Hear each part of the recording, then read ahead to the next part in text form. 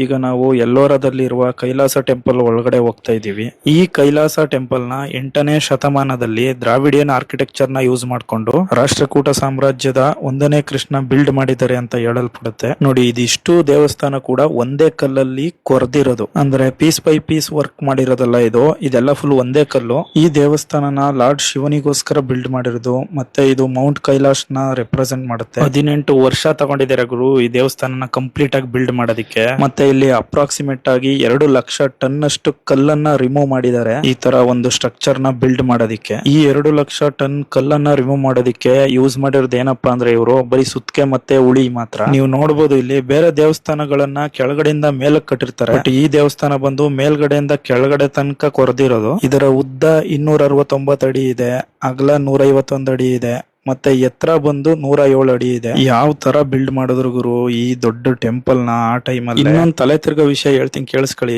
ಇದಕ್ಕೆ ಅಂತಸ್ತುಗಳಿವೆ, ಅಂದ್ರೆ ಫ್ಲೋರ್ಸ್ ಕೂಡ ಇದೆ, ಮತ್ತೆ ಆ ಫ್ಲೋರ್ಸ್ ಗೆ ಮೆಟ್ಲುಗಳು ಕೂಡ ಇದೆ. ಸೊ ನೀವು ನನ್ನ ಕೇಳಿದ್ರೆ ನಿಮ್ ಜೀವನ ಮುಗಿಯೋಷ್ಟ್ರೊಳಗೆ ಡೆಫಿನೆಟ್ಲಿ ನೀವು ಇಲ್ಲಿಗೆ ಒಂದು ವಿಸಿಟ್ ಮಾಡ್ಲೇಬೇಕು ಅಂತ ಹೇಳ್ತೀನಿ. ಮಹಾರಾಷ್ಟ್ರ ಹೋದಾಗ ಕೈಲಾಸ ಟೆಂಪಲ್ ನ ಮಿಸ್ ಮಾಡ್ಕೋಬೇಡಿ, ಇಟ್ಸ್ ರಿಯಲಿ ಮಾರ್ವಲಸ್. ವಿಡಿಯೋ ಹೇಗೆ ಅನಿಸ್ತು ಲೈಕ್ ಮಾಡಿ, ಕಮೆಂಟ್ ಮಾಡಿ, ಶೇರ್ ಮಾಡಿ, ಮತ್ತೆ ಹಾಗೆ ನನ್ನ ಇನ್ಸ್ಟಾಗ್ರಾಮ್ ಅಕೌಂಟ್